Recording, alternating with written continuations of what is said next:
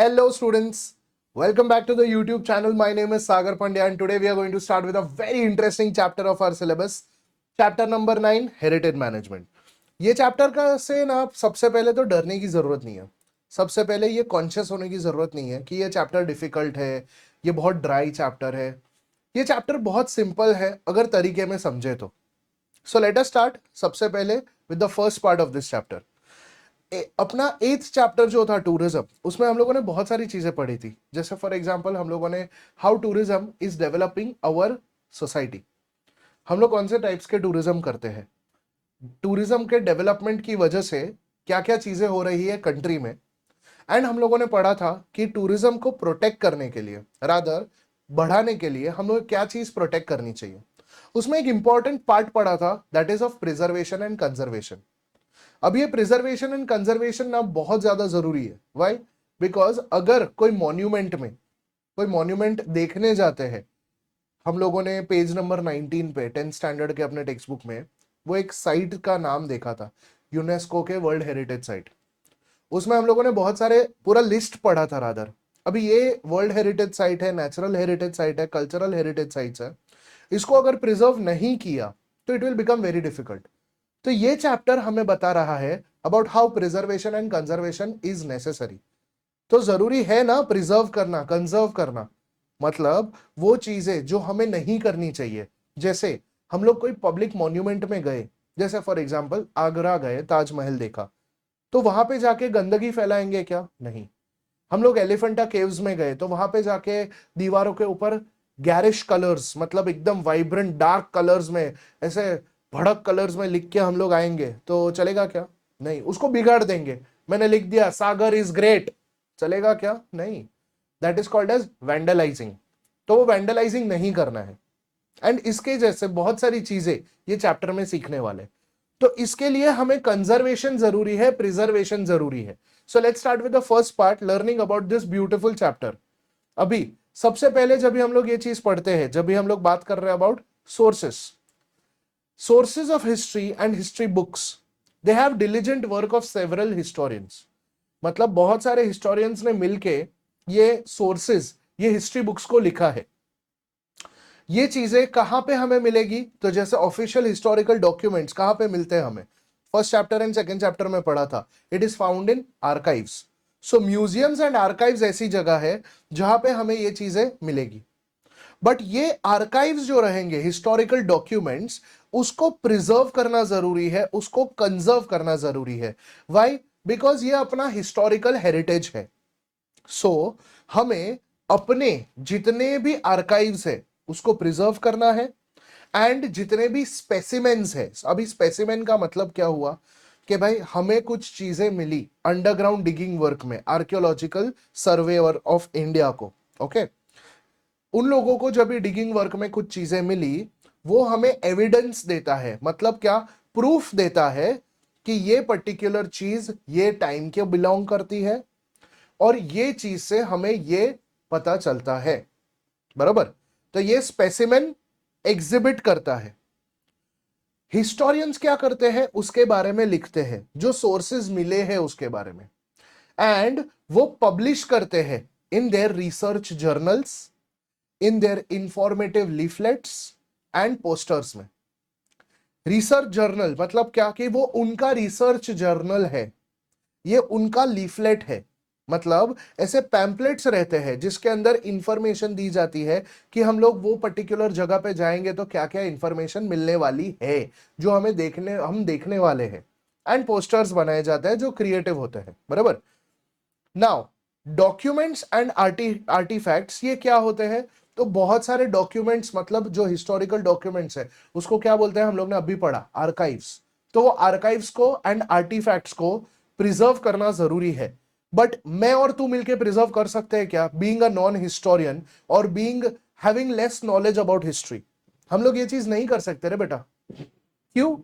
Because there is one such way जहां पे conservation and preservation is necessary. So they are treated for the conservation and preservation, and एक तरीका होता है वो कंजर्व करने का, वो प्रिजर्व करने का. It is stored in the museum and archives and made available for all the researchers. जितने भी रिसर्चर्स हैं उनके लिए अवेलेबल करके दे रहे हैं, बराबर। अभी ये आर्काइव्स है, मतलब historical documents, historical documents, official historical documents.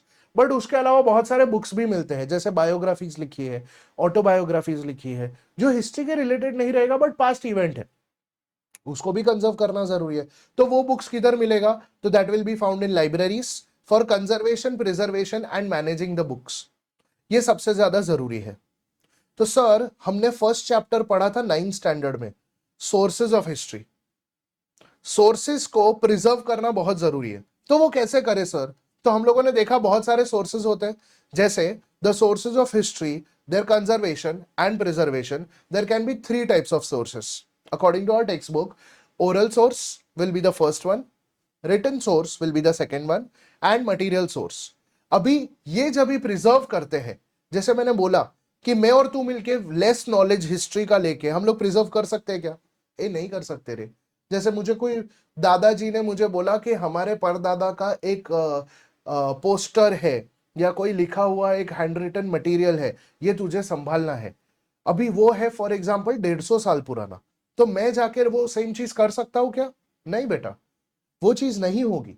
इसके लिए लगेगा प्रोफेशनल। एंड प्रोफेशनल कैसे बनेगा? बिकॉज उसको मिली है necessary training. Necessary training is required for collecting the sources of history. जैसे for example collecting the sources of history, creating their records and indexes. सबसे पहले सोर्सेज ऑफ हिस्ट्री कलेक्ट करने के लिए तुम्हारा क्या लगेगा? ट्रेनिंग, किस तरह से कलेक्ट की जाती है। दूसरा, ट्रेनिंग कभी लगेगा? When you are creating their records and indexes, कि भाई कहां पे रखा गया है। थर्ड, उसके बाद उसको एग्जिबिट किसके सामने करना है। सब लोगों को सब चीजें हम लोग हिस्ट्री का रिलेटेड दिखा सकते हैं क्या? नहीं। So exhibiting the manuscripts, exhibiting old books. Old books मतलब क्या? कि जो हमने डिस्कवर किए हैं, इन्वेंट किए हैं, रादर आई वुड रादर से कि हमें मिले, तो वो हम लोग एग्जिबिट करेंगे लोगों के सामने। बट खाली बुक्स करेंगे क्या? नहीं, एग्जिबिटिंग आर्टिफैक्ट्स भी। ये सब चीजें, each step with careful handling and management is required. But मैं और तू नहीं कर सकते, तो कौन कर सकता है? प्रोफेशनल, जिसको बोलते हैं ट्रेन्ड पर्सन। क्या बोलते हैं? Trained person. वो पर्सन ट्रेंड क्यों है? बिकॉज उसके पास स्पेसिफिक स्किल्स है। स्किल्स है, he is qualified to take up this task. तो जब भी हम लोग फर्स्ट सोर्स देख रहे हैं, फर्स्ट सोर्स कौन सा है? Oral source, oral source of history. अभी orally generation to generation pass होता है। मतलब क्या? कि मैंने, मेरे दादाजी ने मुझे वो कहानी सुनाई थी, मतलब मेरे दादाजी ने मेरे पापा को वो कहानी सुनाई, मेरे पापा ने मेरे को कहानी सुनाई, सेम चीज। फोक सॉन्ग्स, फोक टेल्स। फोक मतलब पीपल एंड सॉन्ग मतलब गाना। लोगों ने जो गाने गाए, जनरेशन टू जनरेशन पास हुआ। चमक उठी सन 57 की वह तलवार पुरानी थी, बूंदेले हर बोलो के मुंह सुनी हमने कहानी थी, खूब लड़ी वो मर्दानी वो झांसी वाली रानी थी। क्या था ये ओरल सोर्स था, किसी ने लिखा नहीं था, ये जनरेशन टू जनरेशन पास हुआ। या for example folk tales, folk stories, जो लोगों ने कहानियां सुनाई थी। कहानी सुनो, छोड़ दे। Moving forward, so collecting and compiling them becomes very important. उसको कंपाइल करना, कलेक्ट करना बिकम्स वेरी इंपॉर्टेंट। एक बार कलेक्ट हो गया ना, उसके बाद हम क्या करेंगे कि ये कौन से एरा का है, क्या ये मॉडर्न का है, मेडिवल का है, एंशिएंट का है, उसको डिवाइड करेंगे। मतलब क्या करेंगे? क्लासिफाई करेंगे। क्लासिफाई करेंगे, एनालाइज करेंगे, इंटरप्रेट मतलब एक्सप्लेन करेंगे अबाउट दैट कंपाइल्ड मटेरियल। एक बार वो क्लासिफाई हो गया, लोगों तक ये बात पहुंचानी जरूरी है, तो हम क्या करते हैं? हम लोग करते हैं पब्लिशिंग। वो जो रिजल्ट मिला है उसको पब्लिश करना जरूरी है। बिकॉज जितनी भी फोक टेल्स रहते हैं, फोक मतलब पीपल स्टोरीज रहती है, ये पब्लिश करते हैं result of all the respective research. तो जैसे मैंने बोला प्रोफेशनल्स रहते हैं, ट्रेन्ड पर्सोनल रहेंगे, तो ट्रेनिंग कहां पे लगेगा sir? So necessary training is required in all different formats. जैसे हमने फर्स्ट चैप्टर में देखा था, history and historical research method, इसमें ट्रेनिंग लगेगा। अभी हिस्ट्री में फॉर एग्जांपल हम लोग बोलते हैं कि मेरे दादाजी ने ना मुझे रामायण महाभारत की कहानी सुनाई थी। मतलब you should have a proper necessary training of history and historical research method. But दादाजी ने कहानी सुनाई थी रामायण महाभारत की, तो हो गया माइथोलॉजी। तो माइथोलॉजी का भी नॉलेज होना जरूरी है, तो training is required in mythology. अच्छा, माइथोलॉजी लिखा था, जैसे for example maximum number of Veda लिखे गए थे, रामायण महाभारत कौन से लैंग्वेज में था? संस्कृत।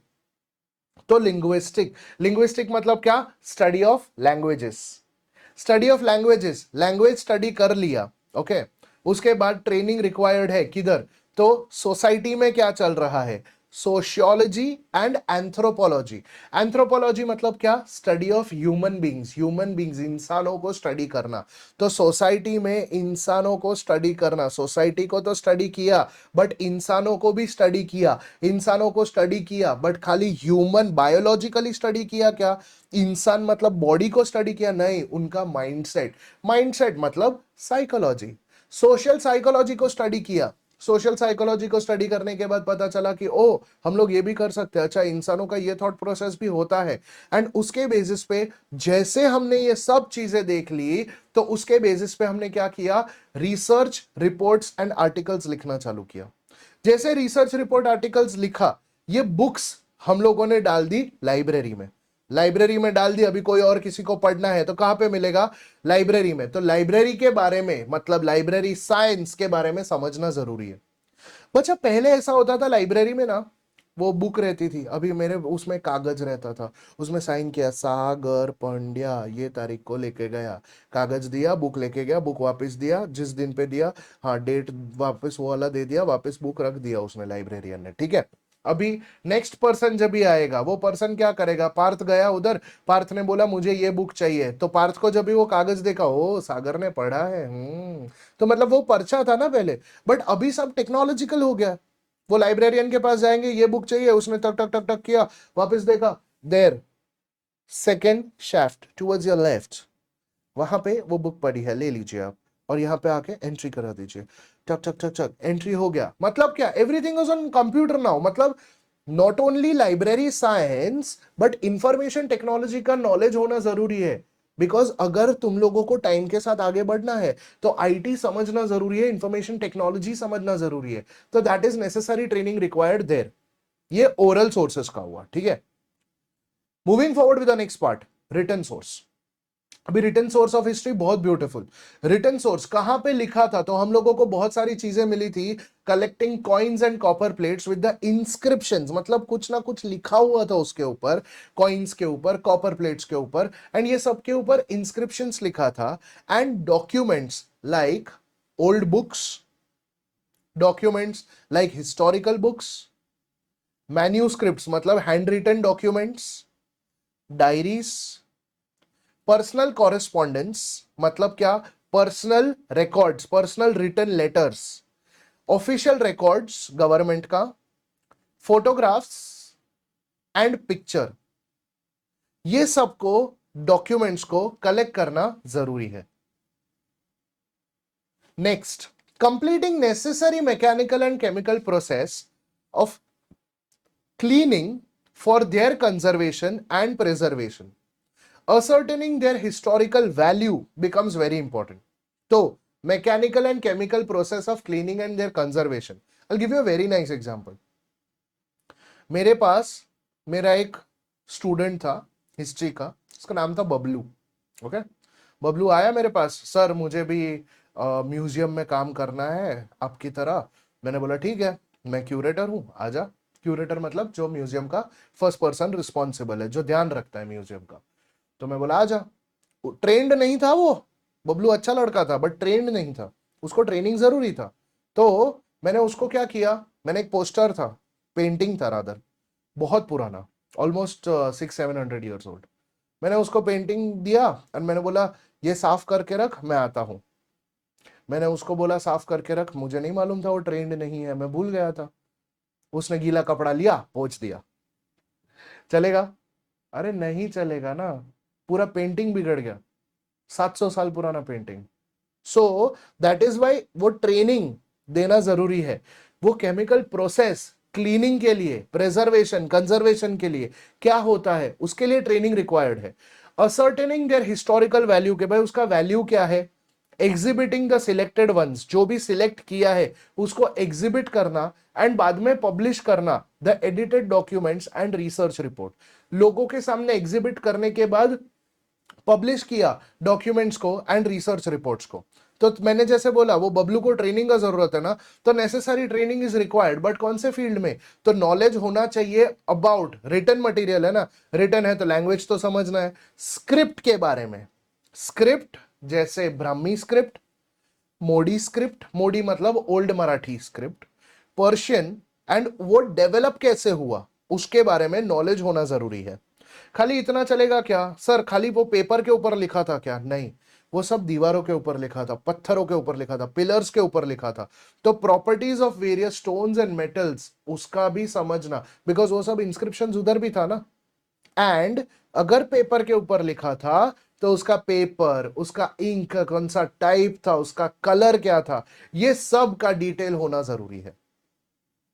जैसे ये समझ लिया, इसके अलावा बहुत सारी चीजें फैक्टर आती है, जैसे सोशल ऑर्गेनाइजेशन एंड ट्रेडिशन, वो टाइम का सोसाइटी कैसा था, वो टाइम का लिटरेचर कैसा लिखा गया था, कल्चर में क्या सिखाया जाता था, कौन से डायनेस्टीज यूज करते थे, कौन से डायनेस्टीज रूल कर रहे थे, एडमिनिस्ट्रेटिव सिस्टम कैसा था, ये सब ट्रेनिंग समझना जरूरी है। एंड जैसे इसका ट्रेनिंग मिला of all the past society, you should also have knowledge and training. अभी इसमें हम लोगों ने देखा कि दीवारों के ऊपर, पत्थरों के ऊपर, पिलर के ऊपर लिखते हैं, बट पेपर के ऊपर भी लिखा है, पेंटिंग के नीचे भी कुछ लिखा है, पेंटिंग भी बना है, वो भी रिटन सोर्स है। तो नॉलेज ऑफ वेरियस स्कूल्स, जो स्कूल मतलब क्या, मेरे और तेरे जैसा स्कूल क्या कि जिधर हम लोग पढ़ते हैं, पढ़ने जाते हैं, नहीं, ये स्कूल है आर्ट फॉर्म का, जैसे Mathura school of art, Gandhara school of art जो हमने पढ़ा था 4th चैप्टर में। Various schools and styles of painting and sculptural art, ये नॉलेज होना जरूरी है for history of development. The equipment of chemicals used in the painting in various process of cleaning, conservation and preservation, वो सबसे ज्यादा जरूरी है। क्यों? बिकॉज क्लीनिंग, कंजर्वेशन, प्रिजर्वेशन को अगर सीख लिया तो you can contribute for preserve करने के लिए। मतलब कि भाई ये पेंटिंग है तो इसको हम लोग प्रिजर्व तो करेंगे, बट इसको कंजर्व भी करेंगे for many years. Various approach, हर एक एग्जीबिशन का, हर एक गैलरी का अलग अलग अप्रोच रहेगा, तो वो अप्रोच अलग अलग रहेगा according to it. And writing research reports and articles is the, उसका ट्रेनिंग होना जरूरी है। सो वो बन जाता है रिटन सोर्स, उसका necessary training. Last but not the least, अपना favourite material sources. Now artifacts and fossils, fossils of plants and animals, जो रिमेन्स है प्लांट्स एंड एनिमल्स के, उसके आर्टिफैक्ट्स, उसको कलेक्ट करना, क्लासिफाई करना according to their historical date, according to there type, according to उनके index, वो बहुत ज्यादा जरूरी है। उसको क्लासिफाई किया कि भाई हाँ ये पहले हुआ, उसके हिस्टोरिकल डेट के बाद ये हुआ, उसके बाद ये हुआ, तो अलग अलग टाइम फ्रेम के हिसाब से necessary mechanical and chemical process, जैसे मटेरियल सोर्सेज है ना, तो कौन से मटेरियल को प्रोसेस में कौन से केमिकल्स यूज करने हैं। अभी फॉर एग्जांपल कोई एक मेटल है, उसके ऊपर ये केमिकल यूज किया तो वो जल जाएगा, खत्म हो जाएगा, बर्बाद हो जाएगा, चलेगा नहीं। So completing necessary mechanical and chemical process of cleaning for conservation and preservation is necessary. उसको अरेंज करना एग्जीबिशंस में of all the selected artifacts. कभी कभी ना जो ओरिजिनल्स है वो हम लोग डिस्प्ले नहीं कर सकते, तो हम क्या करेंगे, हम लोग उसके रेप्लिका मतलब डुप्लीकेट वो डिस्प्ले करेंगे, एग्जिबिट करेंगे, and of the selected fossils and their replicas. Finally, writing and publishing research articles about and collecting the artifacts, जो भी collected artifacts रहेंगे उसके ऊपर historians research articles लिखते हैं। बट सर इसके लिए भी ट्रेनिंग लगेगा, तो necessary training is required for material sources as well. कौन सा ट्रेनिंग लगता है? जैसे knowledge of archaeological method and theory of history सबसे ज्यादा जरूरी है कि भाई history of ancient civilisation. Sir मैं डिगिंग वर्क कर रहा हूं बट ये तो कितना पुराना है, मेरे को पढ़ने नहीं हो रहा है, मेरे को समझ नहीं रहा है। अरे बेटा तेरे को नॉलेज नहीं है, इसके लिए नहीं मालूम है। एंशियंट सिविलाइजेशन में अगर मैंने देखा तो देखने का उसमें कौन सा कितना पुराना है, अच्छा किधर मिला था, उसके बेसिस पे पता चलता है कि अच्छा ये हड़प्पा का था, मोहेंजोदारो का था, मेसोपोटामिया सुमेरियन सिविलाइजेशन का था, इजिप्ट का था, चाइना का था, चाइनीज सिविलाइजेशन, इजिप्शियन सिविलाइजेशन किधर से मिला था, तो उसका आर्कियोलॉजिकल मेथड एंड थियोरी पता चलता है। उसके अलावा नेसेसरी ट्रेनिंग किस में लगता है सर, तो अभी डिगिंग वर्क करते हैं तो उसमें पत्थर मिलते हैं, उसमें खाली पत्थर मिलेंगे तो कभी कभी जेम्स भी मिल जाते हैं, अरे वो चॉकलेट वाला जेम्स नहीं रहे, एमरल्ड सफायर वो वाला पत्थर, डायमंड मिल सकता है। So regional source of materials like stone, minerals, metals and clay used in the production of artifacts and their chemical properties वो सबसे ज्यादा जरूरी है। अगर ये प्रॉपर्टी सबसे ज्यादा जरूरी है, इसको समझना जरूरी है। अलग अलग मूर्तियां मिलती है अंडरग्राउंड से, वो भी मटेरियल सोर्स है। तो various schools and styles of art के भाई वो मूर्ति कौन से स्टाइल ऑफ आर्ट से बनाई है, कौन से स्कूल ऑफ आर्ट को बिलोंग करती है, and equipment and chemicals which are necessary for cleaning of the artifacts and other chemical process is very necessary. तो necessary training is required for material source as well. Clear? Now moving forward with the next part, that is medieval Europe. अभी medieval Europe मतलब क्या, मतलब ये Europe का medieval edges में लोग, मतलब बहुत सारे ऐसे एलीट क्लास लोग थे, जो रॉयल एलीट फैमिलीज थे, उन्होंने एंटिक्विटीज कलेक्ट किया। अभी जहां पे वो जाते थे, ओके, जहां पे वो लोग सेटल होते थे या कहा जहां पे वो रूल करते थे, वो सब जगह पे उन्होंने क्या किया, वो सब जगह से कुछ ना कुछ लेके आते थे। ओके, वो बन जाता था एंटिक्विटीज। एंटिक्विटीज का मतलब होता है the things which you have found at a particular place and is a souvenir. जैसे मैं पेरिस गया, फ्रांस, पेरिस गया, आईफिल टावर का फोटो लिया, बट आईफिल टावर का छोटा मिनी वर्जन भी लेके आया, क्यों, मेमोरी है। तो वो एंटिक्विटी मतलब रिच हेरिटेज का कुछ रिमेन्स वो लोगों ने बेस करके संभाल के रखा है। The museums were created to organise and manage them, and वहां पे इसके लिए म्यूजियम्स बनना चालू हुए कि वहां पे सब जितने भी लोग, जितने भी एंटिक्विटीज है वो सब स्टोर कर सके। Following are some of the famous museums which are there, जैसे फॉर एग्जांपल पेरिस का लूव्र म्यूजियम। ना अपना फेवरेट लूव्र म्यूजियम पेरिस में बहुत मस्त है। Now museums, Louvre museum, place Paris, France, year 18th century में बनाया था, एंड इतना ज्यादा एंटिक्विटीज का कलेक्शन था, 3,80,000 antiquities are collected here and kept. किधर, खाली लूव्र म्यूजियम में। अपना फेमस मोनालिसा का पेंटिंग है ना, वो भी उधर ही है, लूव्र म्यूजियम में। It exhibits the antiquities collected by the royal family, which includes Mona Lisa by Leonardo da Vinci. अभी लियोनार्डो दा विंची का थोड़ा हिस्ट्री देखे तो he worked under the patronage of Francis one, जो king था France का वो time पे, इन द 16th सेंचुरी। उसके अंडर वो काम किया था। पेट्रनेज मतलब अंडर द रूल, जब ये रूल चल रहा था फ्रांसिस वन का, वो टाइम पे Leonardo da Vinci worked under him. Napoleon Bonaparte का जो कॉन्क्वेस्ट था brought more antiquities to this particular place, this collection increased by a great extent. Collection बहुत सारे अलग अलग तरीके से एक्सटेंशन मिलने लगा, अलग अलग तरीके से वो एक्सटेंशन मिलने लगा, बोल रहा कलेक्शन बढ़ने लगा, and this the collection increase to a great extent. ये Louvre museum, important answer 2 marks के लिए आएगा। Next is the British museum. अभी ब्रिटिश म्यूजियम ऑब्वियसली नाम से ही पता चलता है, ब्रिटिश म्यूजियम किधर आया, इंग्लैंड में, लंदन में। ईयर 18th सेंचुरी सी में collected 80 lakhs antiquities. Now sir Hans Sloane, a natural scientist, he handed over his collection, जो वो टाइम का राजा था George two, king of England, George two, उसको ये कलेक्शन जो उसका था सर हैंस स्लोआन का, वो सब दे दिया। And collection was over 71,000 objects. But ये जो स्पेसिमेंस थे, ये जो ऑब्जेक्ट्स थे, it included several books, pictures, specimen of preserved herbarium, जैसे हर्ब्स है वो उसको प्रिजर्व किया था, etcetera. The British people from British colonies collected various art objects and ancient artifacts. Later, they added them to their collection. Again, this is an important answer. Sir Hans Sloane wala 2 marks के लिए आएगा। Clear? Next is national museum of natural history. बहुत beautiful, मजा आता है जाने का। अभी ये किधर है? जैसे national museum of natural history, it is in USA Washington.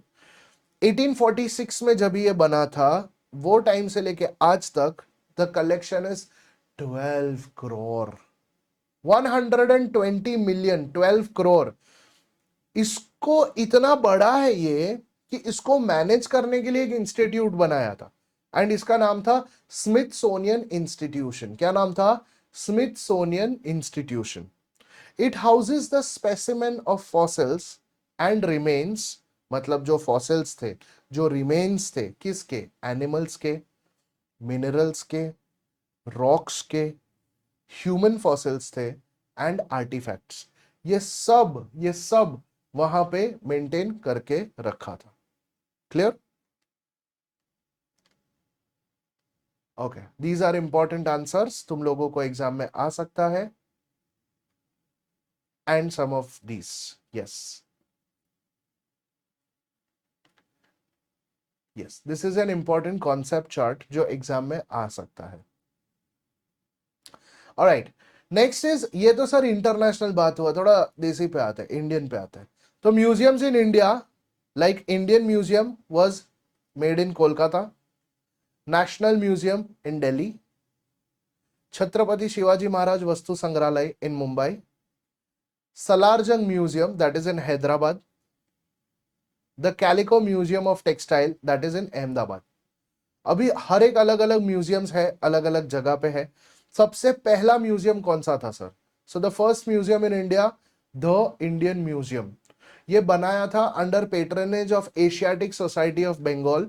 कहां पे बनाया था? कोलकाता में। कभी बनाया था? 1814 CE. This was the first museum. Important, fill in the blanks, exam में आएगा, टीचर्स का फेवरेट है। Second museum in India, government museum Chennai, 1851 में बनाया था। एंड नेशनल म्यूजियम बनाया था in 1949 in Delhi. Several museums in various states of India were also made, जैसे बिग म्यूजियम, ओन आर्काइव्स, खुद का लाइब्रेरी था उनका। बड़े बड़े म्यूजियम्स का खुद का आर्काइव्स था, मतलब हिस्टोरिकल ऑफिशियल डॉक्यूमेंट खुद का प्लेस करते थे वो। बहुत सारे म्यूजियम्स वेरियस स्टेट्स में इंडिया में बनाए गए थे, एंड कुछ ऐसे म्यूजियम्स थे जिनका खुद का यूनिवर्सिटी भी था। एंड यूनिवर्सिटी में क्या सिखाते थे? तो म्यूजियम को मेंटेन करने के लिए कोर्स, जिसको बोलते हैं म्यूजियोलॉजी। क्या बोलते हैं? Museology. Now it is well known institutions and universities which is offering, बहुत सारे ऐसे डिप्लोमा कोर्स है जो म्यूजियोलॉजी में कोर्स, मतलब यूनिवर्सिटी है, म्यूजियम है, दोनों साथ में एक ही जगह पे। तो कौन से ऐसे म्यूजियम है? जैसे for example the national museum which is in Delhi, Maharaja Sayajirao university Vadodara, Kolkata university Kolkata, Banaras Hindu university Varanasi, Aligarh Muslim university in Aligarh, and Jiwaji university in Gwalior. ये सब यूनिवर्सिटीज है जो सबसे ज्यादा हेल्प प्रोवाइड करता है इन diploma course offering degree and मतलब म्यूजियम के साथ म्यूजियोलॉजी सिखाता है in their university. Sir Maharashtra का बात करते हैं, मुंबई का बात करते हैं, तो हमारे दिमाग में एक आता है एक museum which is very famous, that is Chhatrapati Shivaji Maharaj Vastu Sangrahalaya which is इन मुंबई। अभी ये म्यूजियम जो ओरिजिनली था, इसका नाम था प्रिंस ऑफ वेल्स म्यूजियम, जो बाद में नाम चेंज करके हमने किया छत्रपति शिवाजी महाराज वस्तु संग्रहालय। Place Mumbai, India. कलेक्शन कितना है? 50,000 आर्टिफैक्ट्स का। तो 1904 में कुछ ऐसे इन्फ्लुएंशियल रेसिडेंट्स थे जिनका पहुंच था थोड़ा, मतलब ऐसा मेरा बाय पहचान बहुत। So influential residents of Mumbai decided to establish a museum to commemorate, मतलब to celebrate the visit of prince of Wales in India. Prince of Wales India आया, उसको ऑनर करने के लिए ये म्यूजियम बनाया। नवंबर 1905 में the foundation of museum building was laid, and नाम दे दिया था Prince of Wales museum of western India. But later on हमने बोला कि यार ये इनका नाम क्यों रखे फिरंगियों का, तो नाम चेंज करो भाई, अपना नाम डालो, अपने नेशनल हीरोज है भाई, क्यों नाम बदलना ही पड़ेगा ना, सवाल ही नहीं है। तो इसके लिए हमने क्या किया, 1998 में इसको रीनेम किया as Chhatrapati Shivaji Maharaj Vastu Sangrahalaya, which is in Mumbai. Now जब ये डिस्क्रिप्शन देखे, it is an important 2 mark answer, तो याद रखना है, ये याद रखना है, ठीक है। The building is build in Indo Gothic style. Indo Gothic style मतलब क्या, कि यहाँ पे इंडो गोथिक स्टाइल अगर हम लोग देखें, चर्चेस देखे Indo Gothic style, there is one more अपना Chhatrapati Shivaji Maharaj railway terminus, CSMT railway terminus, वो भी इंडो गोथिक स्टाइल में बनाया है। It has been given the status of Grade 1 heritage building in India, in Mumbai. The antiquities are divided into 3 categories: art, archaeology, and natural history. The libraries are the storehouses of knowledge and information. तो library management बहुत ज़्यादा ज़रूरी है, and this is the most important aspect. कि भाई कोई library में जाए तो इतना बड़ा लाइब्रेरी होता है, बहुत तकलीफ देता है। So to make a book available to all the reader as per his requirement, कि भाई मुझे ये बुक चाहिए, और इतने बड़े लाइब्रेरी में ये बुक ढूंढना मतलब बाप रे बाप, तो एक बहुत बड़ा टास्क हो जाता है, जैसे कलेक्टिंग द बुक। बट वो लाइब्रेरी मैनेजमेंट किया रहेगा तो बुक को कलेक्ट करना, उसको सिस्टमैटिकली अरेंज करना एंड उसको कंजर्व एंड प्रिजर्व करना बहुत ज्यादा जरूरी है। Not only this but also dissemination of information source. Dissemination मतलब डिस्ट्रीब्यूशन, किस तरह से इंफॉर्मेशन को तुम डिस्ट्रीब्यूट करते हो, वो यूज करते हो, that becomes important. Task are completed with the help of computerise system today. Average में जो बोला ना कौन सा बुक चाहिए, तुरंत कंप्यूटर पे आ गए। Library science is related to management studies, management science, information technology and the field of education. तो ये बहुत ज्यादा जरूरी है। Next thing that we are going to learn is earliest libraries in the world. Now earliest libraries जब भी हम लोग बात करते हैं, it is very fascinating. Okay, earliest libraries मतलब कहां से वो स्टार्ट हुआ, लाइब्रेरी का कल्चर। जैसे for example the royal library of Ashurbanipal in the Assyrian empire और एम्परर के टाइम पे, it was in Mesopotamia, today's day Iraq, Kuwait, some parts of Saudi. Date 7th century BCE। The library at Takshashila university, Takshashila modern day Pakistan, 5th century BCE से लेके 5th century CE तक। The library of Alexandria in Egypt from 4th century BCE। These are the earliest libraries in the world. ये important wrong pair के लिए आ सकता है, तो make sure कि ये तुम बराबर से करके जाओ। एक इंपॉर्टेंट आंसर है जो बोर्ड में पूछा गया था, सरस्वती महल ग्रंथालय। अभी ये बहुत मस्त है, और क्यों इंपॉर्टेंट है। सरस्वती महल ग्रंथालय बनाया था 16 to 17 सेंचुरी में in Thanjavur, Tamil Nadu. It was during the time of Nayak dynasty. 1675 में व्यंकोजी राजे भोसले ने कॉन्कर किया तंजावुर को and established his independent rule there.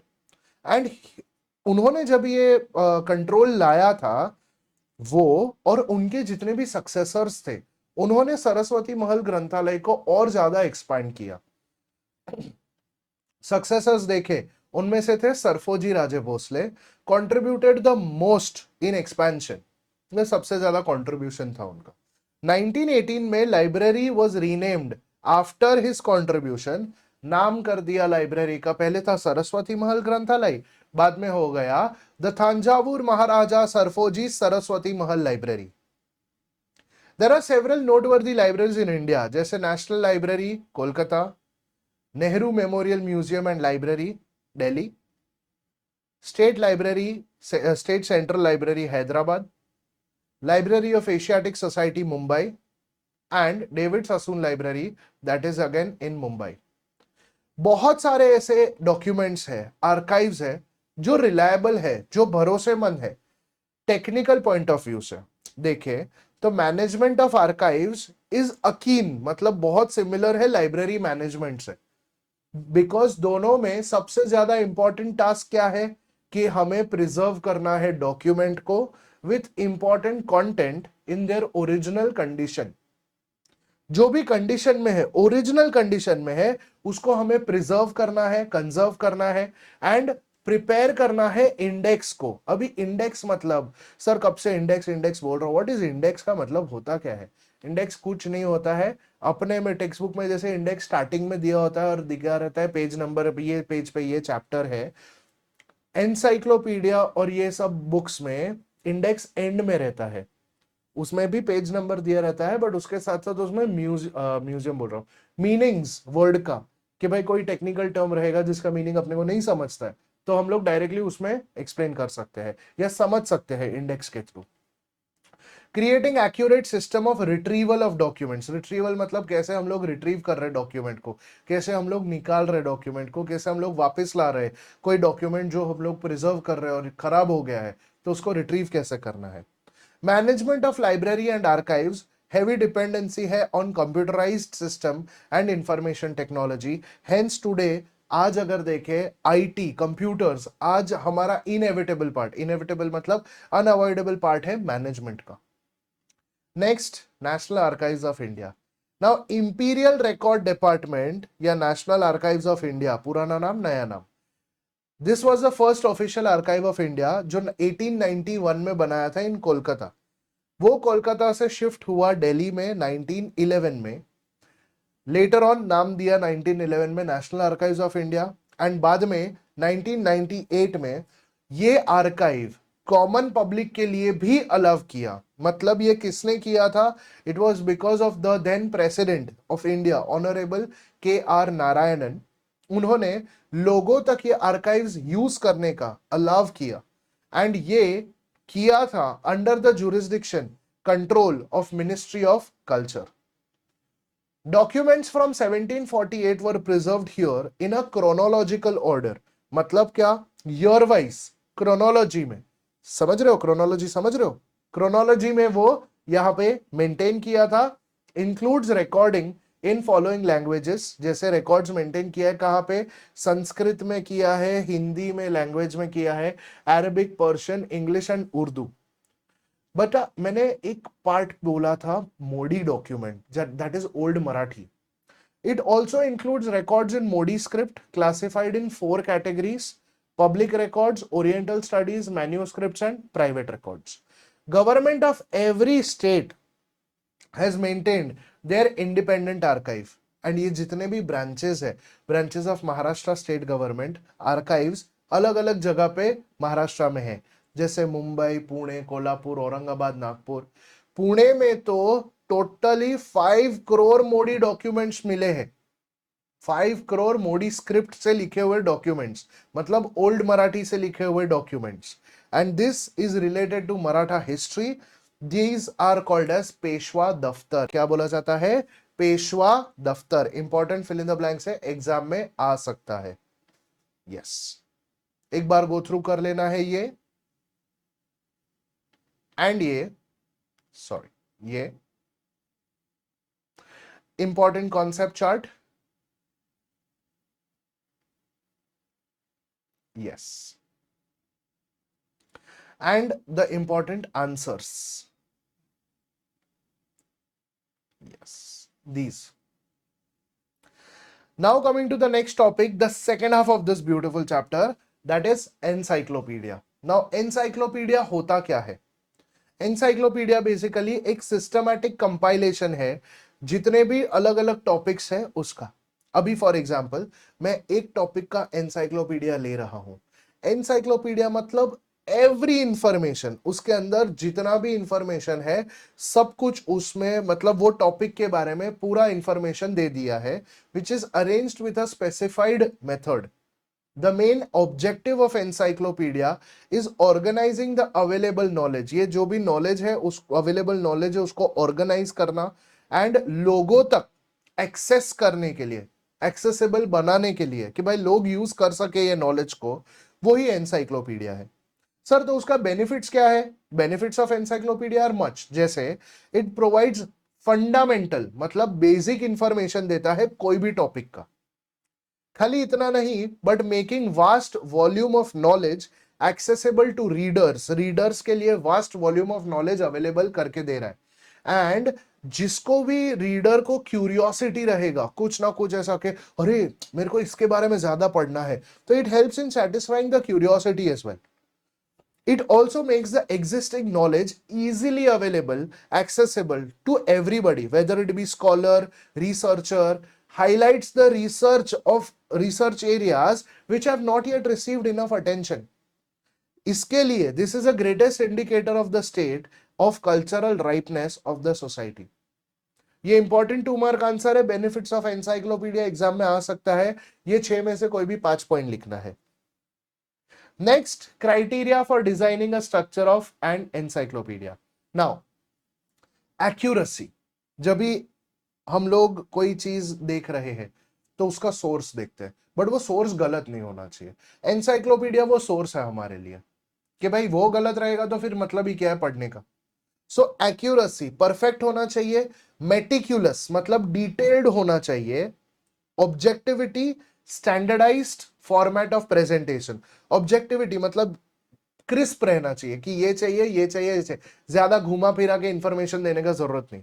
Standardise format of presentation and updated information दिया जाता है एनसाइक्लोपीडिया में to incorporate the latest available information. अभी साइंस फॉर एग्जाम्पल या ज्योग्राफी एक ऐसा पार्ट है जिसमें हर टाइम कुछ ना कुछ अपडेट्स आती रहती है,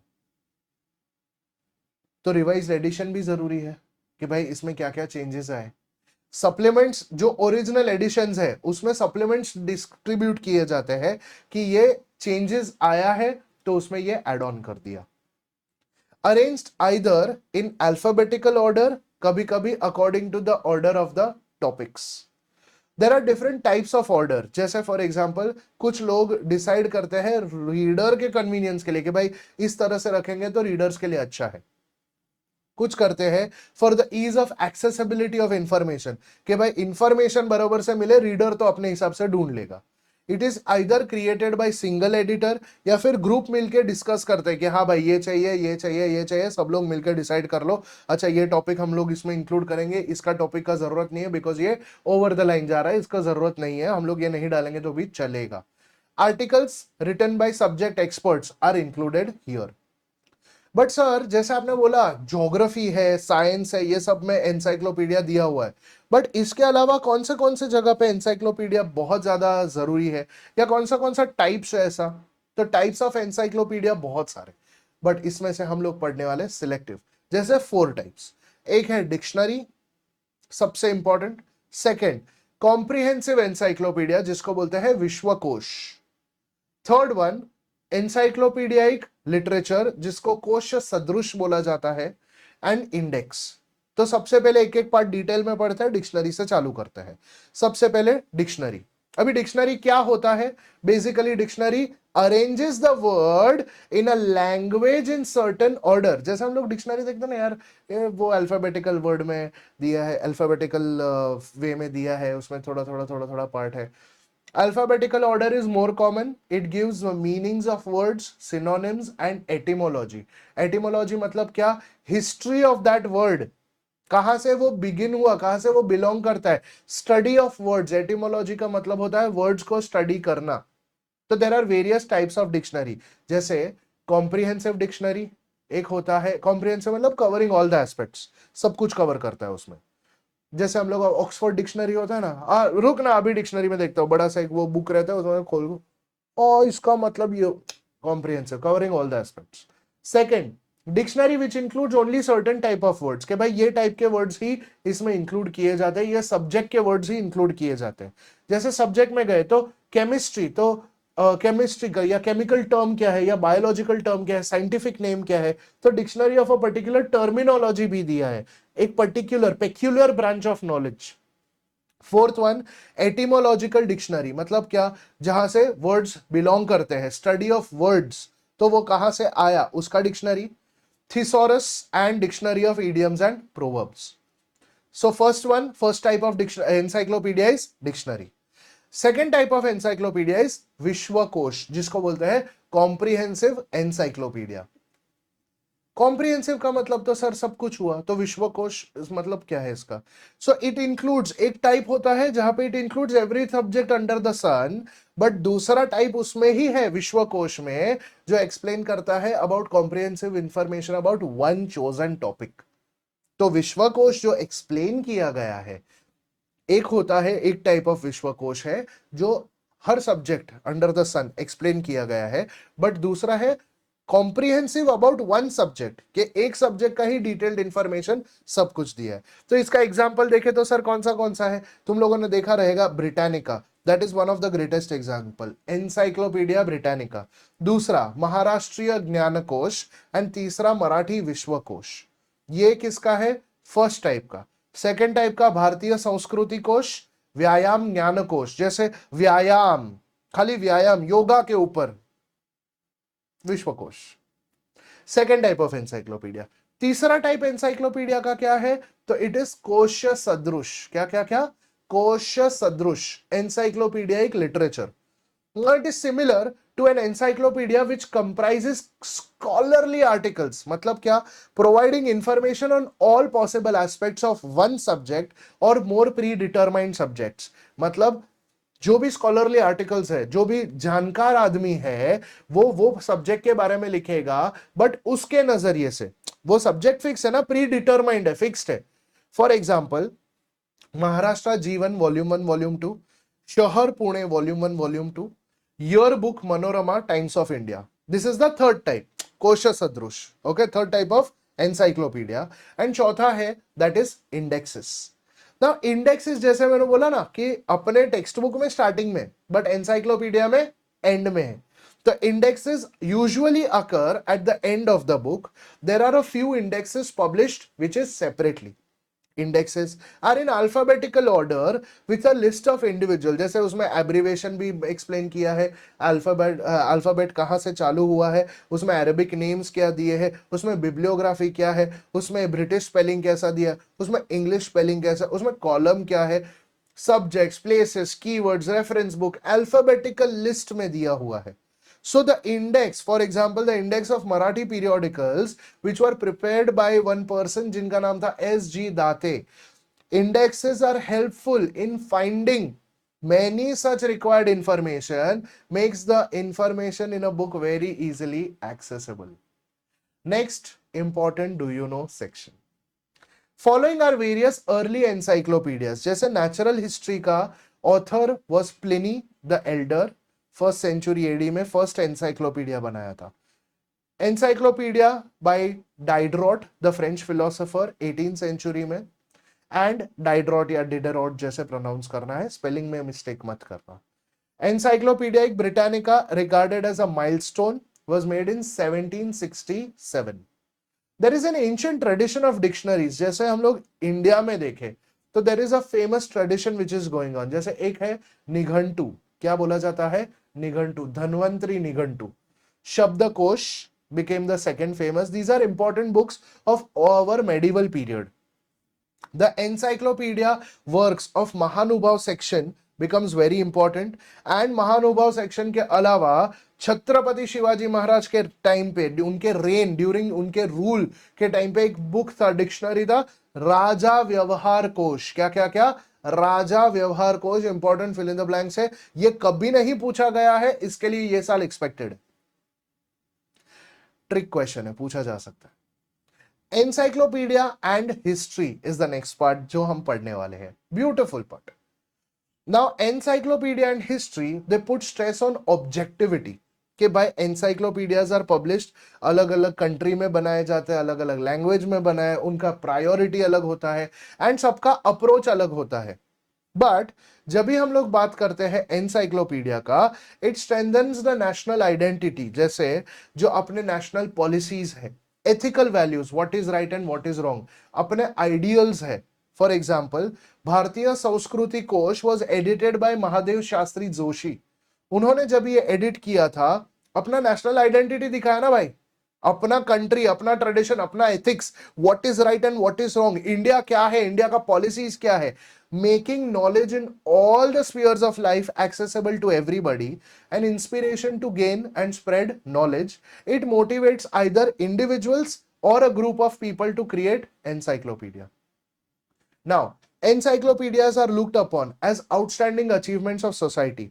It is a manifestation of a collective intellect and creativity of the people. Manifestation मतलब क्या कि ये मैं तसव्वुर कर रहा हूं, मुझे चाहिए ये चीज, मैं मांग रहा हूं कि मुझे ये पर्टिकुलर चीज चाहिए, तो सोसाइटी ने मिलके ये चीज मुझे दी है. तो एनसाइक्लोपीडिया वही पार्ट है कि भाई वो सोसाइटी ने मिलके बनाया है, and it is a collective intellect and creativity of a society. Smartness, this is important fill in the blank exam में आ सकता है, and important concept chart जो एग्जाम में आ सकता है, एक बार गो थ्रू करो.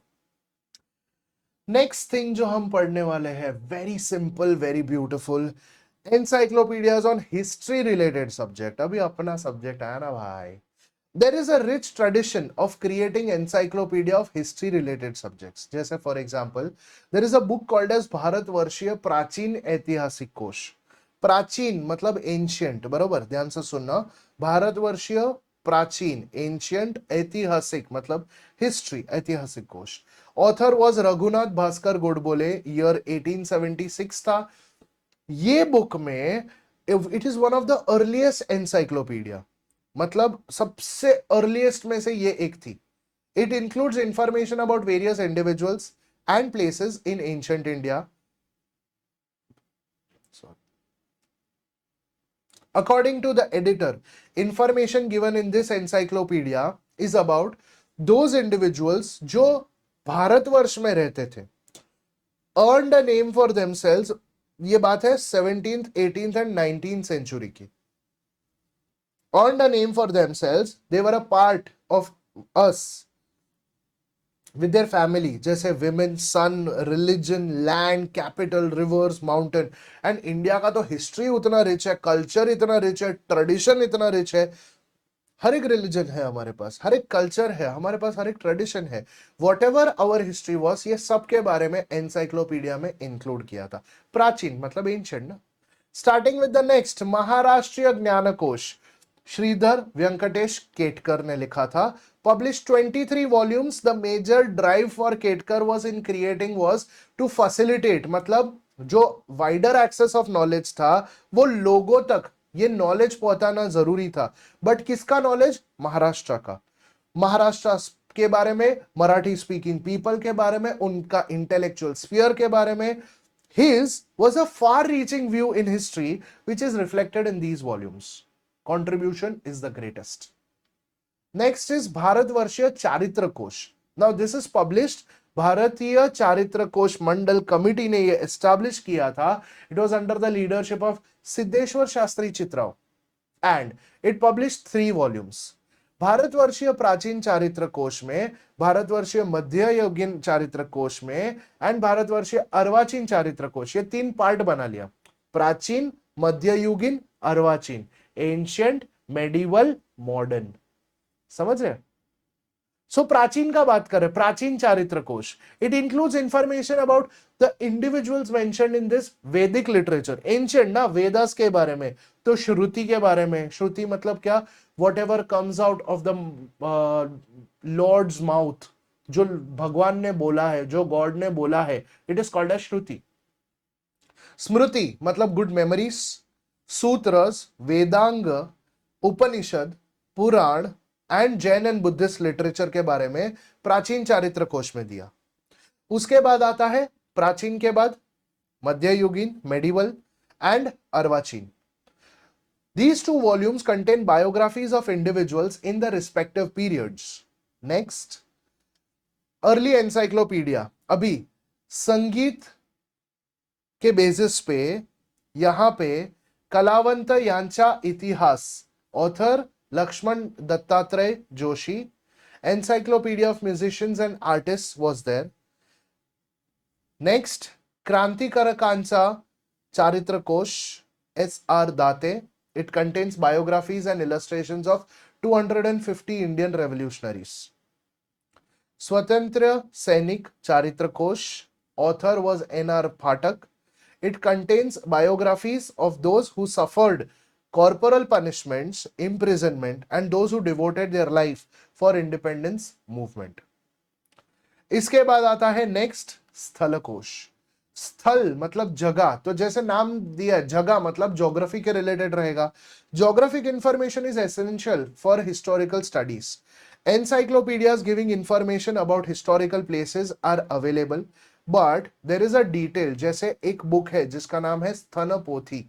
It is an encyclopedic text written by Muni Vyas of Mahanubhav section. Year was 14th century. It describes all those places visited by Chakradhar Swami, the founder of Mahanubhav section. चक्राधर स्वामी जब ये मतलब वो जिधर जिधर गए महानुभव section के, उन्होंने जिधर जिधर ट्रैवल किया ये बुक में लिख दिया। बुक का नाम था लीला चरित्र। सो डिटेल, टाइम, प्लेस, बैकग्राउंड के कहां कहां गए, लीला चरित्र में सब कुछ विजिट मतलब लिखा हुआ है about Chakradhar Swami of Mahanubhav section. It is a very good source of information about understanding the life of Chakradhar स्वामी।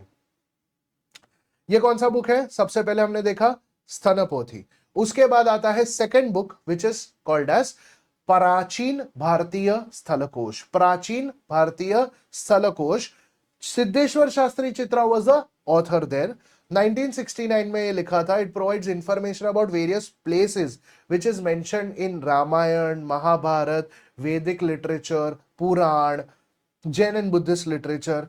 उसके अलावा बहुत सारे अलग अलग बुक्स थे, जैसे कौटिल्य का अर्थशास्त्र, पाणिनि का grammar, Sanskrit literature medieval area का, शब्दकोश, या फिर Greek, Chinese and Persian literature, ये सब के बारे में इंक्लूड किया जाता था। This was स्थलकोश।